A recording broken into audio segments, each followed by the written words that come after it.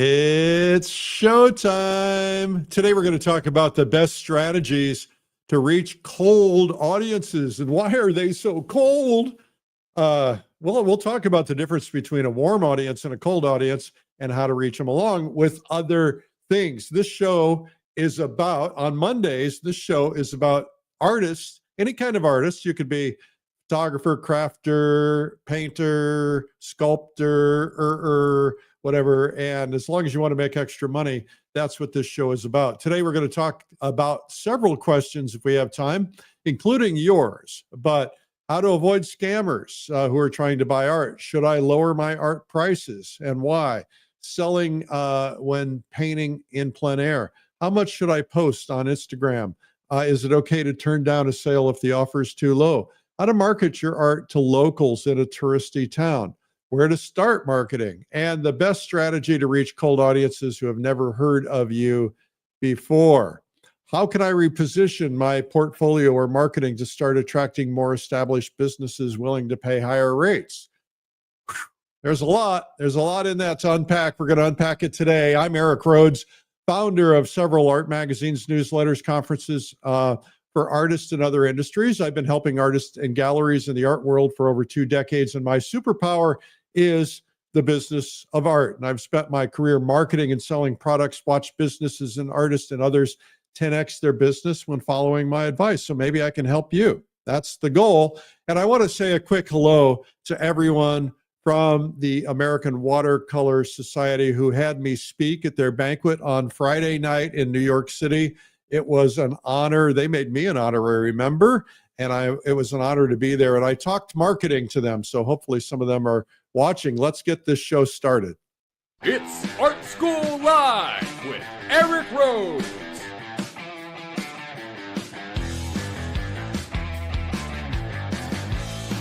Now, here's your host, Eric Rhoads. All right, well, here I am, and we want to have you come on camera and ask your questions just like a real talk show.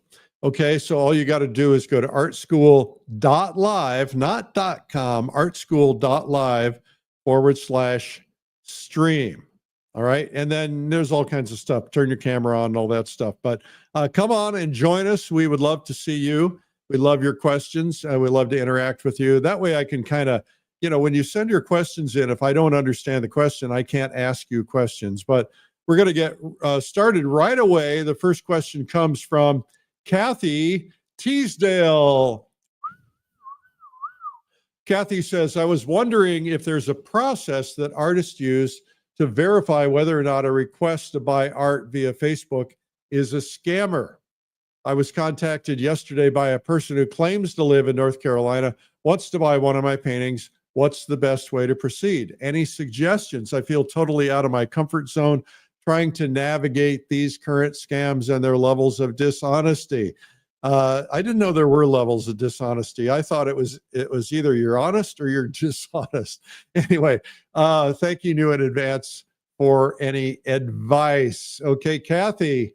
Well, we've addressed some of this before, but I always like to address these things. First off, the famous one is, my wife and I are celebrating our 50th wedding anniversary, and I saw your art.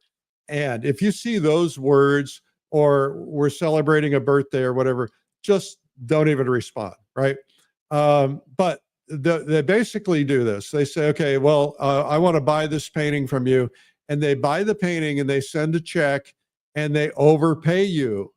And then you contact them even before you've cashed the check. You contact them and say, oh, you overpaid me. And they'll say, oh, well, just send me the difference on Venmo or something.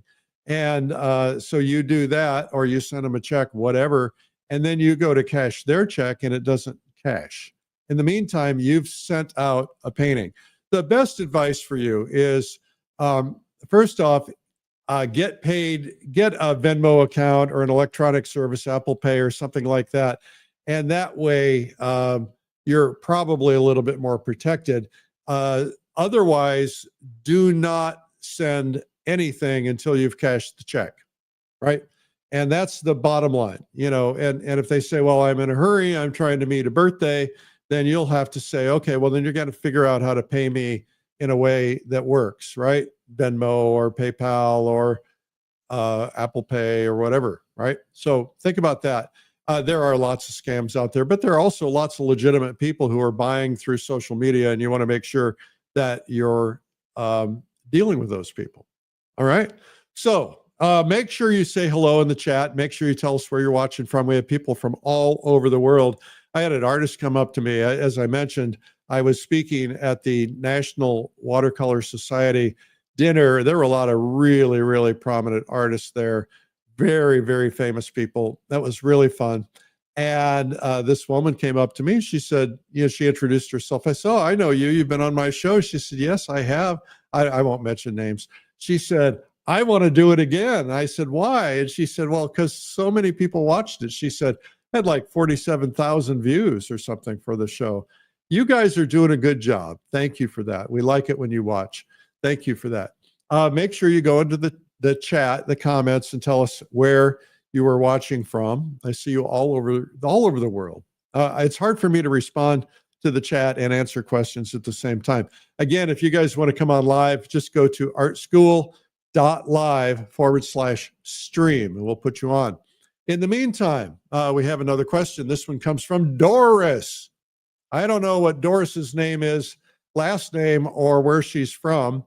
Doris says there's no evidence. Oh, wait. Doris says, that's Doris Maddie. I'm sorry. Doris says, with a pending recession, should I lower my art prices? Or should I just paint up a storm and sell later when it ends?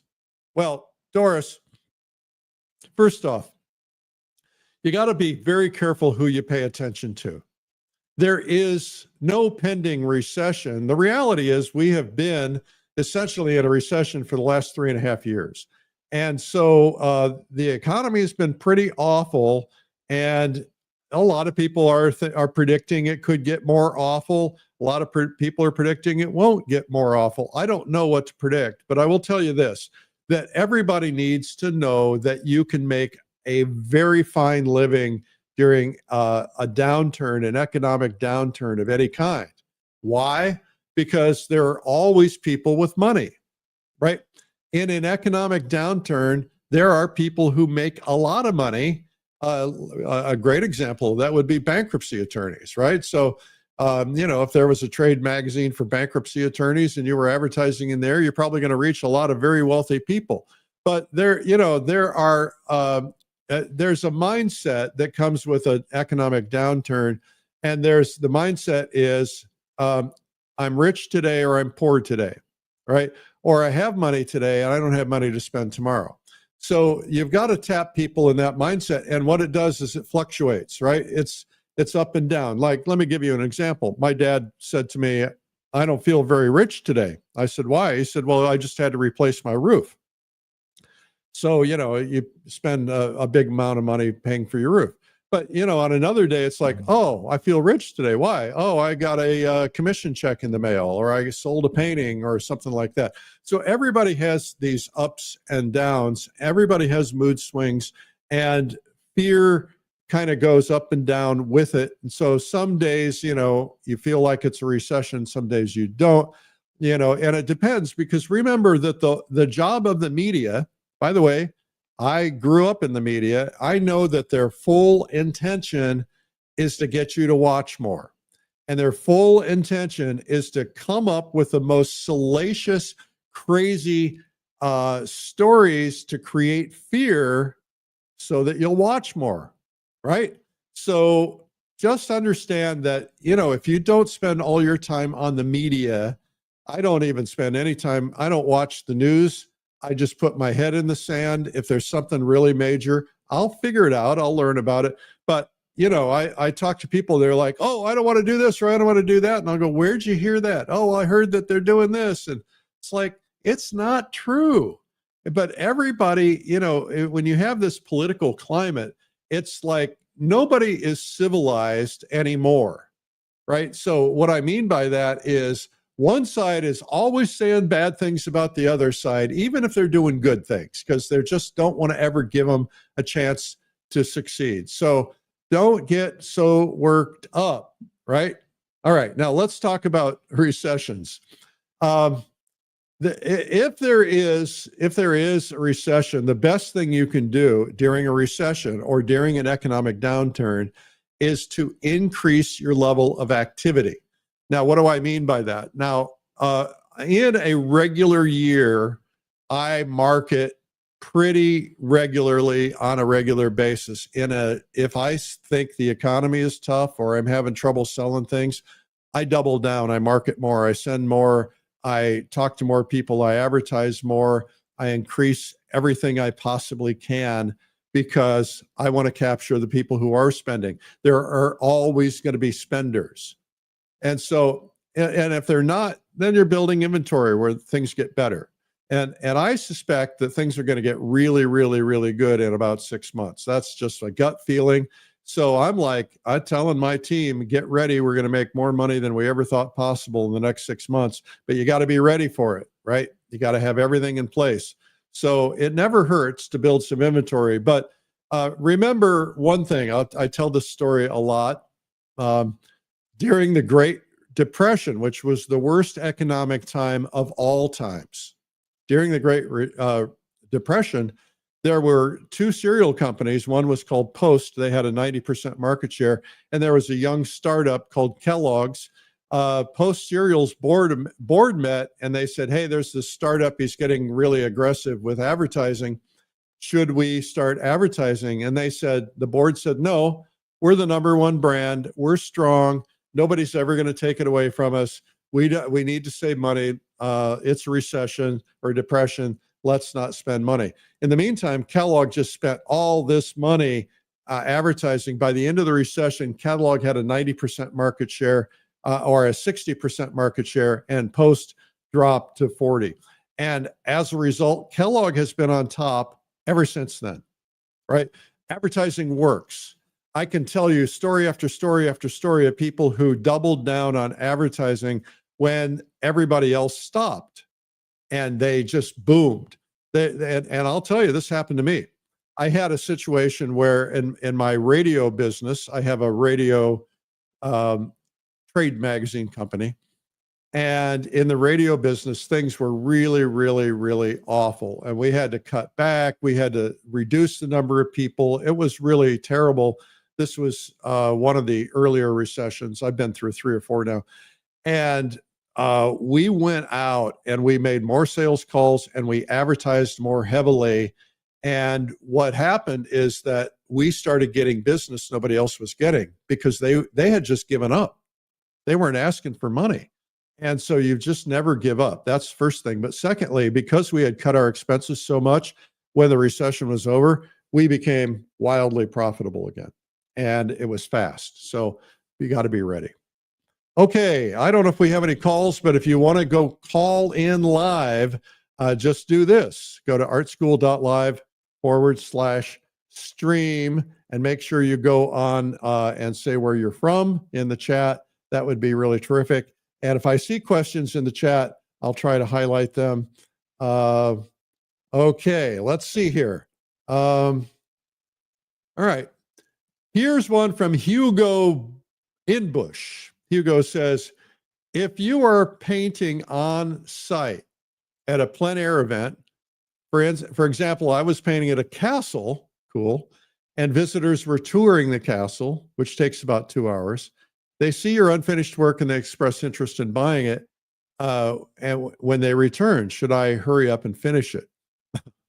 Okay, Hugo, that's a really specific question, but let's answer that specific question. There's a couple of ways to deal with that. I like what I call an upfront agreement. All right.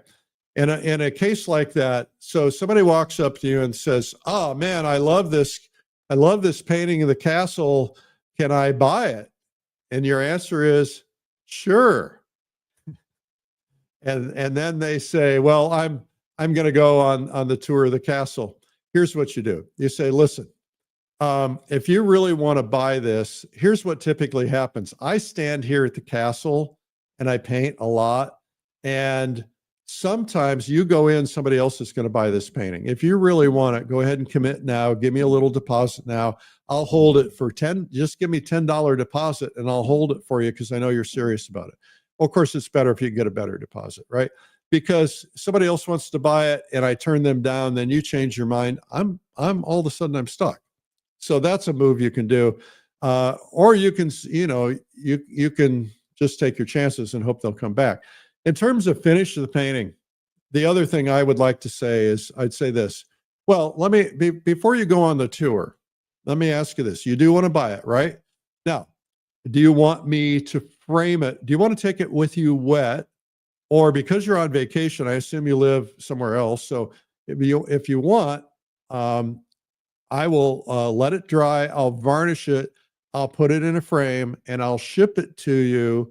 That way you don't have to carry it with you and throw it in your bag, and it'd be easier. And I'll do all of that for this amount of money. Do you want me to do that?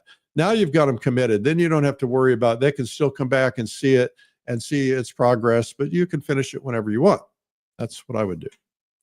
Okay, we have our very, very loyal and very regular, always asking questions, Neil McMillan. Neil, welcome to Art School Live Marketing Monday. Okay, you going to answer your question? Ask your question. Hey, thanks for having me on the show, Eric. I was messing with my Wi-Fi signal. Okay, my question is, how can artists create a data-driven marketing funnel in 2025 that converts casual interest into high-value sales, balancing automation with authentic personal connection? And what metrics should they track to optimize performance? Well, you always ask these in-depth questions, Neil, and I really appreciate that. So let's tell everybody what a marketing funnel is. A marketing funnel is, the idea of a funnel is, if you can imagine a funnel, people dropping into the funnel.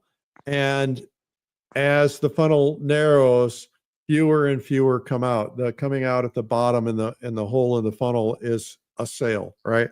So you get a lot of people in, and then you convert some of them into a sale. That's what a funnel is. Funnels are used on a lot of digital products. You see them all the time on Instagram, and basically they'll, buy this for $10, and then, they upsell you to buy, get you to sell something else and so on. I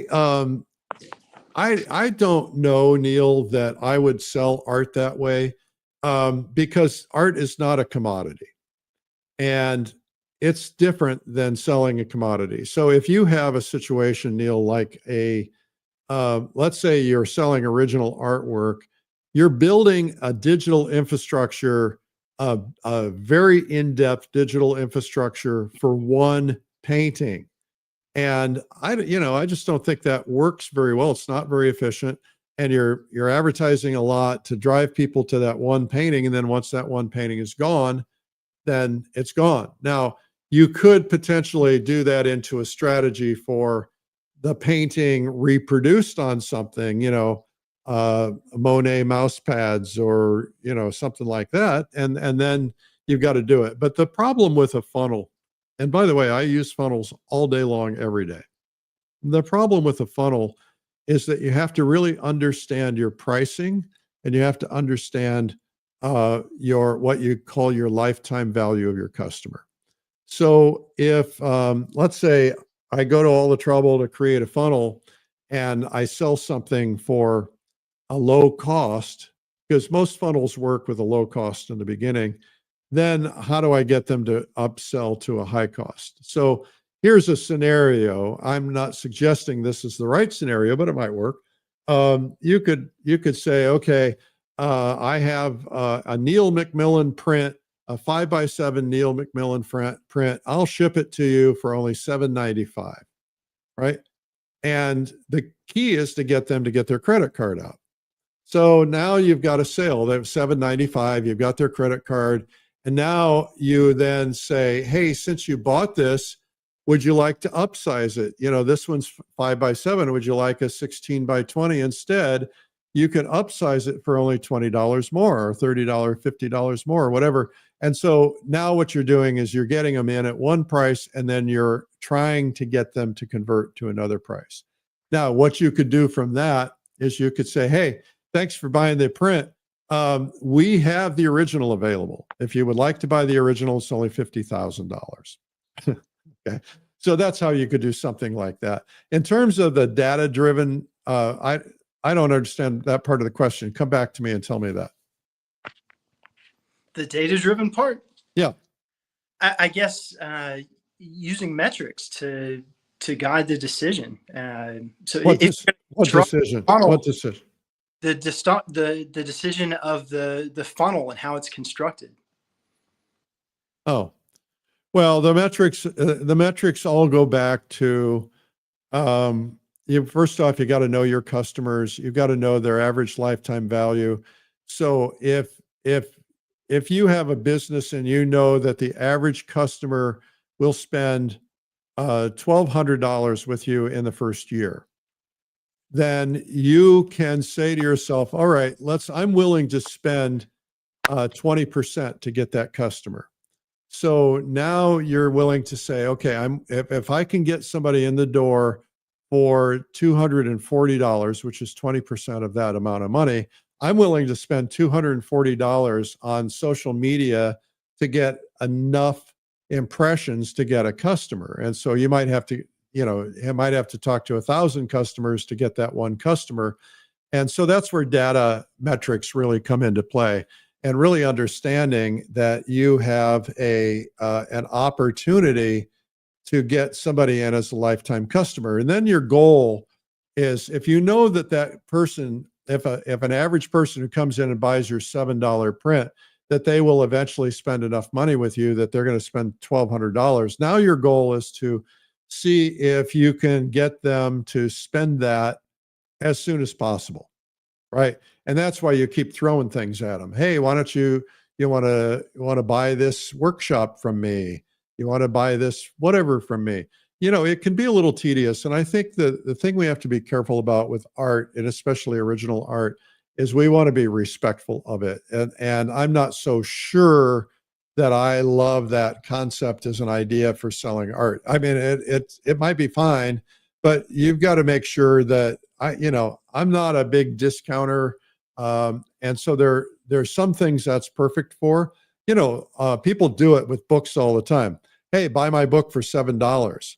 And then you buy the book, and then they say, well, would you like the whole course for $150? Then you buy the course. Then they say, hey, why don't you come to our convention? It's $1,500. And then you go, oh, well, I don't want that.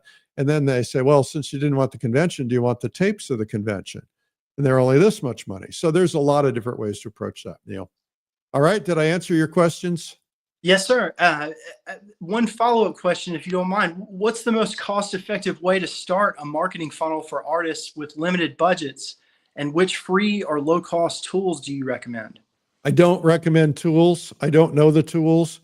I have a team of people who know the tools, and tools are tricky.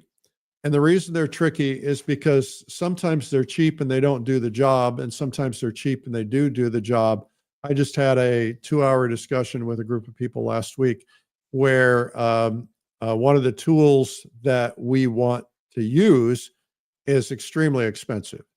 And there was a discussion about, well, why don't we use this one? This one's a lot cheaper. So as we started investigating, we found out all these problems that people are having when they switch to that tool. So you've got to, sometimes you got to pay for what you need.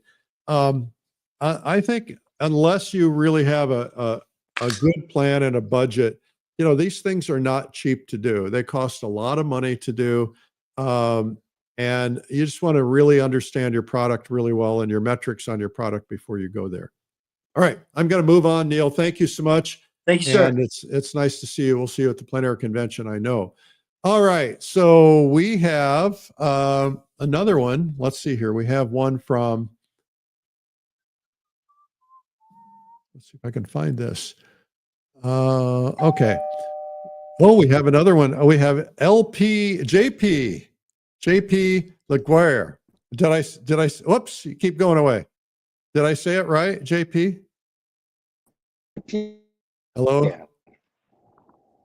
Your screen. There you are. Hey, Hello, JP. Eric. Hi, can you hear me? How do I pronounce your last name, Hi. buddy? Laguerre. Laguerre? Is that Yes. French? Oui, c'est français. Yeah. Okay. You must be in Louisiana. Oh no, actually, I live in Connecticut. Okay. All right. Good. Yeah. JP, how can I my help you today? My question for you, Eric, when will I know? How do I know my art is good enough for a website? How do I know my art is good enough to sell? I mean, people come to my house, they say, "Oh, I love this," but how do I know? Okay.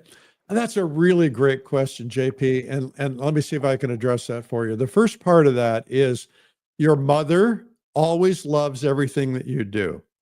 When your friends come over to your house and they see your work, they're going to say nice things. And they might be completely sincere and they might know your work is good and they might be interested in buying it, but they're your friends. So it's different, right? So JP, what I would do is I would pick up the phone and call somebody who's an expert. So you're in Connecticut. So I would find a really good gallery that you respect nearby and call them up and say, I need some help. And I'm an artist who is interested to find out if my work is good enough to sell. I am not, make this clear, I am not asking to be in your gallery. As a matter of fact, if you invite me in, I'm going to say no, because I want you to know that I'm not calling for that reason. I would like to send you a handful of images or give you a website where you don't have one yet. I would like to, and I would like you to tell me whether or not you think it's ready. And if it's not ready, what do I need to do to get it ready? And by the way, this will take you a half an hour of your time. I don't want to insult you, but I'd be happy to give you like $50 for half an hour of your time. And because you want them to know that you're serious and that you're a professional, and a professional would do that, right? Now, the reality is some will do it, some won't do it, but you've got to, and if that doesn't work, then find some other artists in your community who are successful at selling artwork and ask them, JP, because, and say, listen, I don't need you to blow smoke. I need to know, because I'm about to go full tilt marketing and I don't want to go full tilt marketing if my work's not good enough. Make sense? Thank you. Yeah. Now I'll tell you a story. I won't use names, but this woman said, I'm really waiting to be ready. And this woman was mentoring another artist, and had been for like 10 years. And the other artist said, your work's not ready. Your work's not ready. Your work's not ready. And I saw her work. I said, it's ready. She said, but my mentor says it's not ready. I said, well, it's probably not ready in her eyes because she wants you to get to the highest possible level that she's at. And it's going to take a while to get there because she's been painting for 50 years. So I think you're ready. And so she put herself out there, started advertising, and immediately started selling artwork. So that's why you've got to get some other voices in there. JP, come back on camera. Do you have some friends, other fellow artists that you could ask? Yes, definitely I do. Okay. But you look like you're in a factory. Where are you? Oh, actually, I'm an engineer for public works in Connecticut. Oh, cool. So, all right. So JP, now you've got a really great story. And when I was talking to the people at the American Watercolor Society the other night, I said, you want to make sure that you have a story, and you've got a great story. You are working in the public works. You're an artist. What you want to do is you want to start crafting your story about how, you work all day long and doing this and that, and you're just dreaming of artwork while you're doing it. And it's come up with a story about your struggles and how you discovered artwork and how what your coworkers say about it, because your story is who you are, right? And sure, that will help you along the line as you start selling. Thank you so much, Eric. I love all right, your show. man. Hey, Connecticut, you're close. Come up to the Publishers Invitational in the Adirondacks. We'd love to see you up there. Definitely. Thank you. Okay. Bye-bye. Bye-bye. All right. I love it when you guys come on camera. That's really terrific. So the doorbell will ring if I have another guest, and I can't tell for sure now. Okay. So Diane, oh man, I'm going to butcher this name. 𝗕𝗲𝗀𝗁𝘁𝗂𝗀𝗆, all right, says, how much work needs to be out there as far as images for either a website or Instagram? That's a tough question, Diana. It's a good question. So I think the first thing is only your best work, right? So I go back and I think about the early parts of my career. And as a matter of fact, I even look at some of the artworks that are on the websites that, my galleries have that haven't sold. And some of them I'm like, ugh, cringeworthy over, right? So you want to put what you think is your best work out there. The other thing is kind of talking about what we just discussed. Sometimes somebody will walk into your studio who knows, and they'll go, and you can say to them, what do you think are the 3 best artworks? And they'll point to things that you don't think are good because they can see them through different eyes because you're too close to them, right? So get help with your best artwork. Put your best artwork out there. Don't put anything more. If you need to have, I would say, at least 5 or 6 minimum images, and preferably a little bit more than that. And until you do, you just don't need to put a website up. Now, if you have a social media page, yeah, go ahead and put it up because it's not hurting you. And put it up frequently. Look for excuses to put it up, not the same day, but a few days or a few weeks later. Keep putting your work out there. Just show your work. And so, but only show your best work. The key to maturity as an artist is learning how to edit. And I was looking at social media last night. I just have gotten to the point where I don't want to be on social media, right? And I just did it, and only for a few minutes. I catch myself getting sucked in and I stop. But I was on there and somebody posted this horrible painting. And I saw the words "work in progress." Thankfully, I saw them because I thought that artist isn't very good, and that artist's name was out there.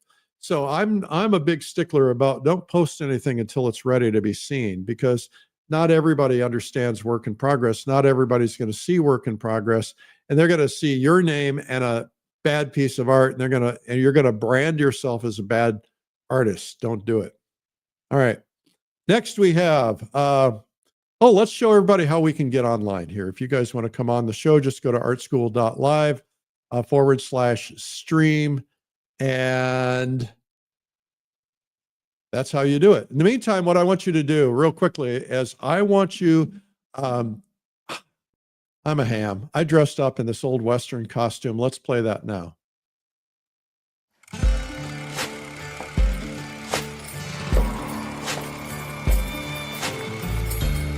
Well, howdy, partner. Reckon you're wondering what a cowboy like me is doing talking about paint. Truth is, I ain't just here to wrangle cattle. I'm here to wrangle painters.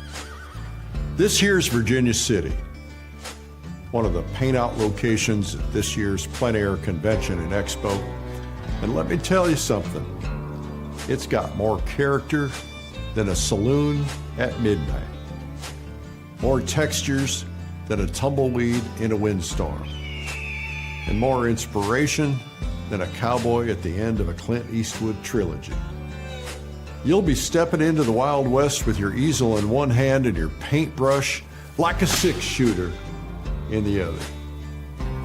You want a backdrop for killer painting? You'll be painting right in the middle of an old Western town.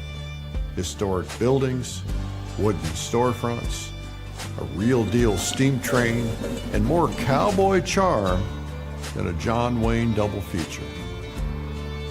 But seriously, this is a once-in-a-lifetime chance to paint a scene straight out of the past with a modern twist.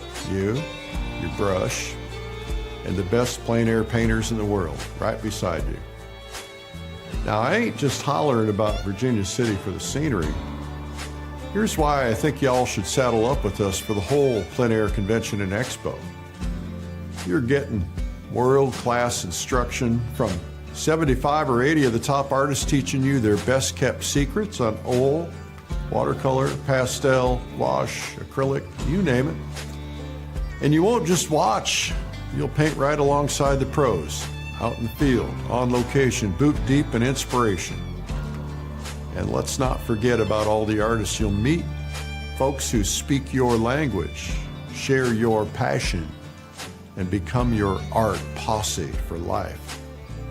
Whether you're just starting out or looking to level up, you'll walk away with new techniques, new confidence, and a fresh fire in your belly. And remember, you'll also have access to our Art Expo, a whole marketplace of art supplies, demos, and expert advice. You'll find stuff that actually works. No more wasting money on snake oil. And bottom line, you'll come back from this convention a different kind of artist, more fired up, more skilled, more connected.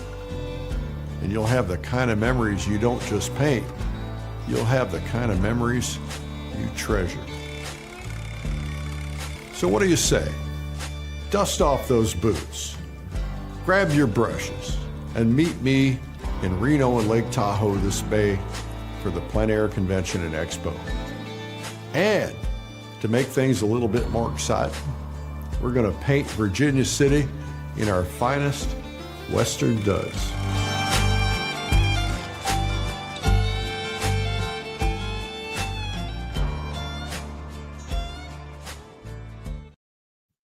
All right, here's the deal. I know that my producers are not expecting this, but I am going to give away an entry pass to the Plein Air Convention, a ticket to the Plein Air Convention right now. Right now. All you got to do is go in, you got to use the words pick me, and do it right now. There's a lot of you out there watching. So go in there right now. Me. Yeah, pick me. All right. You guys keep going. And now what I'm going to do is you keep doing this, and then I'm going to go ahead and address a couple other questions in the meantime. And then, so make sure you say pick me, okay? All right. Here's from Tatiana Stevenson. Tatiana asks, is it okay to turn down a painting sale if the offer is too low? Would that hurt my chances of selling in the future? No, actually, Tatiana, it will increase your chances of selling in the future because it will give you confidence. And whoever is the person who gave you a lowball offer and you say, hey, I can't take that price, and then they're going to respect you. They may not buy from you in the future because maybe they don't want to spend that money, or maybe they will. But in the meantime, you are in control. But if you learn some negotiation skills, you can oftentimes save a sale, right? So there's one thing that you always want to have, a little bell that goes off. Maybe, do we have a little bell? We need a little bell that goes off. Oh, a doorbell. We have a doorbell. Let's see. Let's do the doorbell. When somebody says, is that painting for sale? The bell goes off. Ding, right? There it is. Okay. So the bell goes off. That little bell tells you they are a potential buyer. This is an offer of some sort. It may not be the price you want, but the question, are you interested? If they say, is that painting for sale? Are you interested in selling your paintings? Can I buy that painting? Anything like that. Of course, that means that they're a potential buyer, right? Sometimes they'll ask little subtle questions that are still clues, and those are clues. So now if you have control and you have someone interested, you have an opportunity to lay the groundwork. Ooh, I like that. All right. So what does that mean? Lay the groundwork is something like this. Somebody walks up to you and says, Is that painting for sale? If you're not in control, you say, yeah, it's for sale. Then they're going to go, well, how much is it? And you're going to go, it's $900. And they're going to go, too much money. So you haven't laid any groundwork.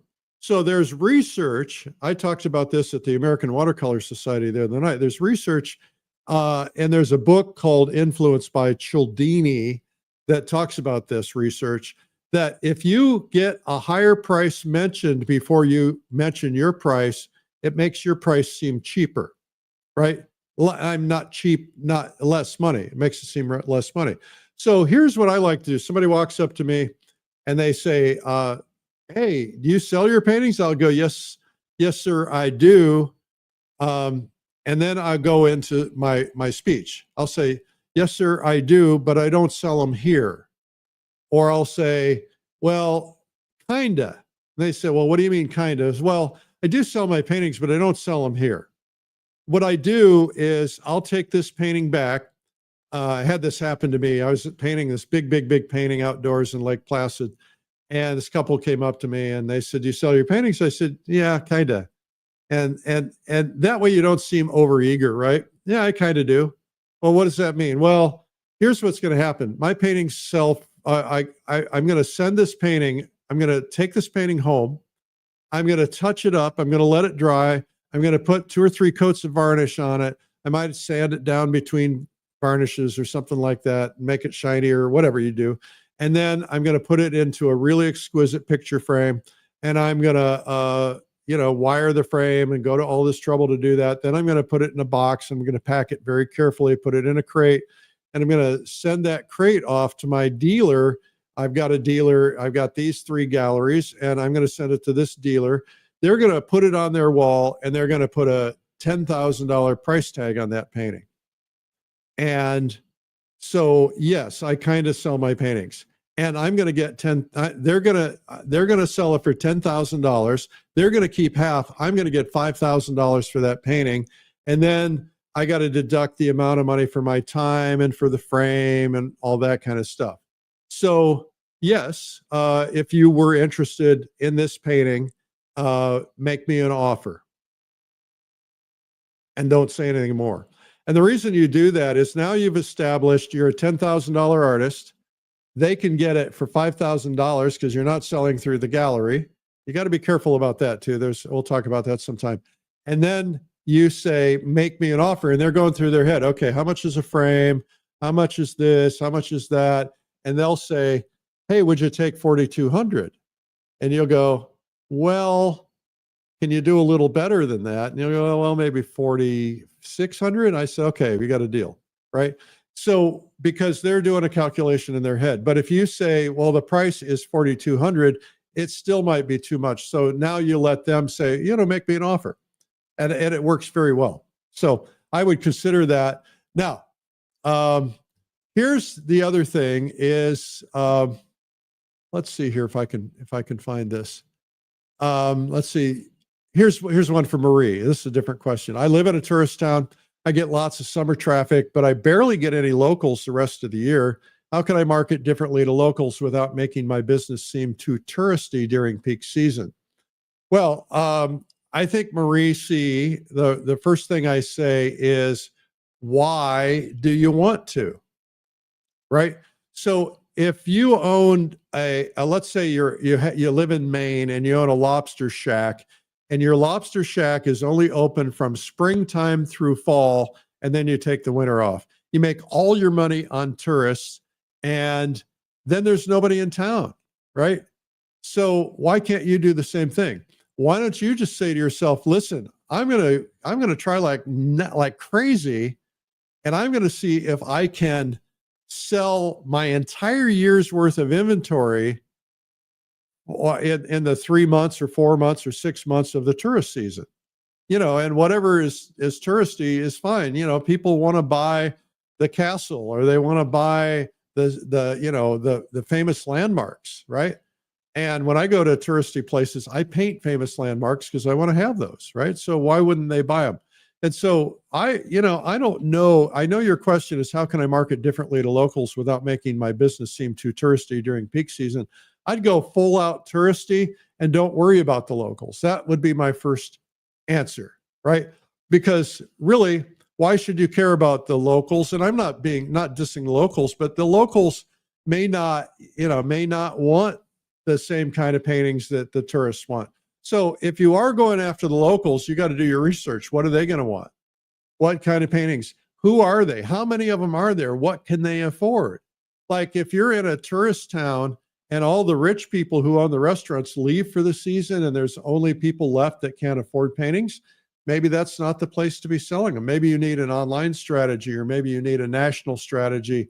Maybe it's not about locals. But if you do want to be talking to locals, then you got to ask myself, how do I reach locals?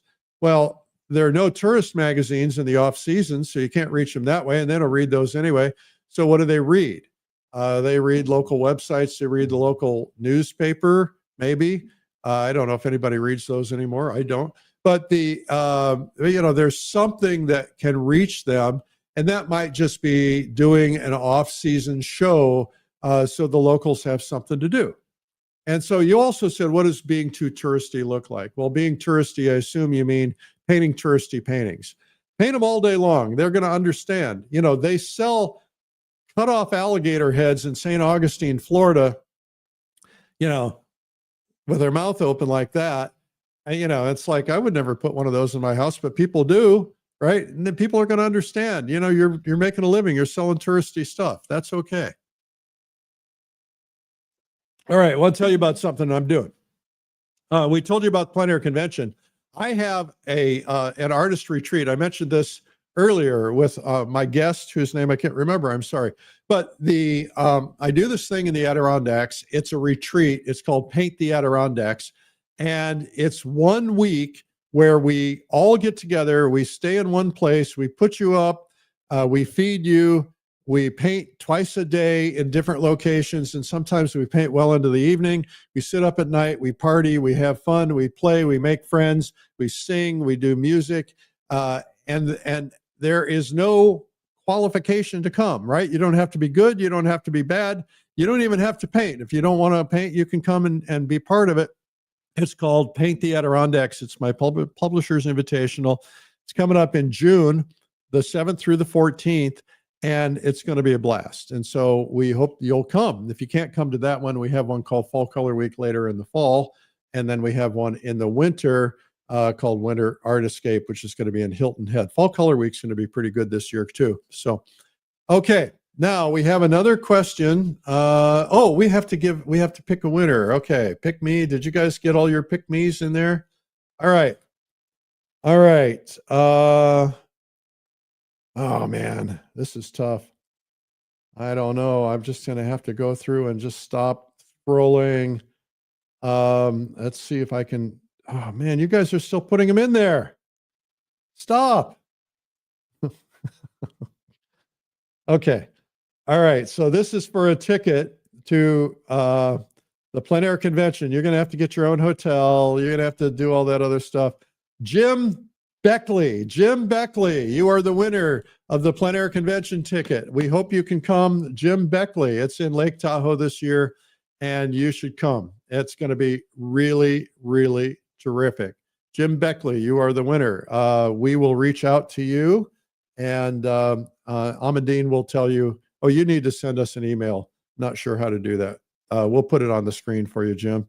Okay, well, all of the other people who said pick me, you need to come anyway. All right. Okay, here's another one. Here we go. Here's another one from Thomas Hamilton. I'm a portrait photographer, and almost all of my clients come through word of mouth. I don't have a website yet, just a Facebook page. Should I focus on building a website, running ads, or something else if I want to double my bookings for next year? Okay, Thomas, there's an old adage in marketing, and that is that the person who already knows about you, who already loves your work, is the most likely buyer of your work again. Okay, so what that means is the best way to double your business is through existing customers, right? So I would pick up the phone, or I would send a little note, or I'd do something, and I'd send all of your customers and say, hey, you remember you did that portrait with me last year? I hope you like it. I hope it's hanging in your house. And I'm trying to drum up a little business. And I was thinking about, do you have any kids or grandkids or parents or other people that you'd like to do a portrait of? All right. So that's a really great thing to do, because they are your biggest fans. The other thing is, because they're your biggest fans, they can do a recommendation, right? So the other thing you can do is say, hey, I would love for you to recommend me. I'm trying to drum up some business. Just be honest about it. That's right. Everybody has to do it. Say, I'm trying to drum up some business, a little slow this time of year. So if you know anybody you think would like a portrait, would you make an introduction for me? Just contact me and let's talk about it. So here's some stats on introductions. This is really cool, folks. So if you get someone to email on your behalf, well, it's like this. The statistics are probably a little bit wrong, but you'll get the idea. If I send an email and I put your name in the subject line, and then I write, hey, John Jones said I should contact you about a portrait, you've got about a 10% chance of selling that person, just because John Jones suggested it. If you want to increase the odds, you get a 20% chance if you can get John Jones to send the email. John Jones says, hey, I had my portrait taken by this guy, Bob, or in this case, who is it? Let's see. In this case, it is Thomas Hamilton. Hey, I had my portrait painted by this guy, Thomas Hamilton. I mean, he had the portrait photography and he did a really beautiful job. Here's a picture of what he did for me. I'm referring him to some of my friends because I think he's so good. But if he sends that, you get a really nice 20% chance of doing it. If you can get that person, you get that person on the phone, you call them up, say, hey, I want you to get a couple, would you make 2 or 3 phone calls for me and help me drum up some business?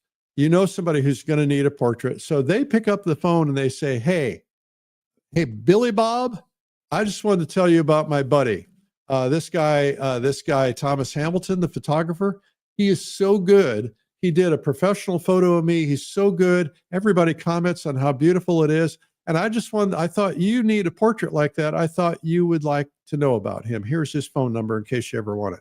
You got an 80% chance if they pick up the phone and call them yourself, and you got a 90% chance if they actually physically do it in person. So hand it off. Get other people to refer you. They already love your work. And by the way, it makes them feel good that they're helping you, and also makes them look good because they've used you. All right. Now, the other thing is you can do upsells, right? So you can say to somebody, you call somebody, you say, hey, is anybody else in your family want to do a portrait? I am running for the month of December. I'm running a 10% off special for anything we get done before Christmas or whenever it is, right?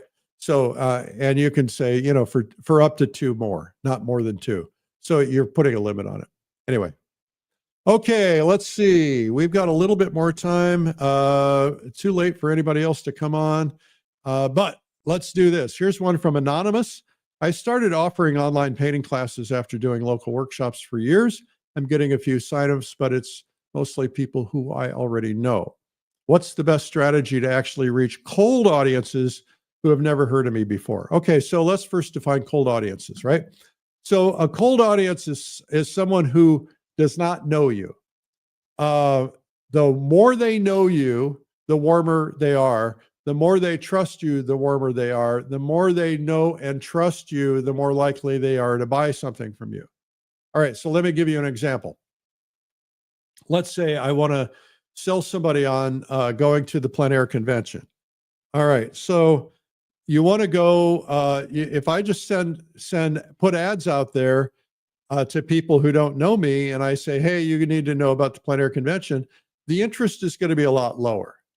But if I put out ads out there to people who already know me and trust me, maybe they've bought from me in the past, the interest is going to be higher. I'm going to convert more of those people because warmer audiences convert more. So your question is, what's the best strategy to reach cold audiences who have never heard of me? The best strategy is to make them hear of you, to make them warm audiences, because cold audiences are, you can do it, but you got to spend a lot of money to reach a lot of cold audience to convert enough people to warm. If you spend a lot less money to reach the people that you already know. So that's the list. These are the people that you've been gathering. Talk to the people that you know. That's the first thing you can do. Now, the other thing you need to do is you want to, your goal here is to offer online painting classes, more online painting classes. First off, I should say this. Online painting classes were really hot during COVID, and it's been waning a little bit ever since then. A lot of the artists that I know that did them have stopped doing them. And the reason is because they found out their hourly rate, by the time they do all the planning and everything else, they're not really making that much money. So a lot of them are going back to in-person things. It's more fun. They get to travel. So there's still people doing it. I'm not suggesting they don't. So I think, if you want to sell more online classes, go to people you know. And if not, then figure out how to make people know you. Because if they know you, if you build your brand and you get known by an audience of people who potentially, like in Plein Air magazine or Fine Art Connoisseur magazine, Plein Air has a lot of artists and collectors, and Fine Art Connoisseur has a lot of collectors and some artists. But if you wanted to reach a lot of artists, then you brand yourself in Plein Air magazine or something like that.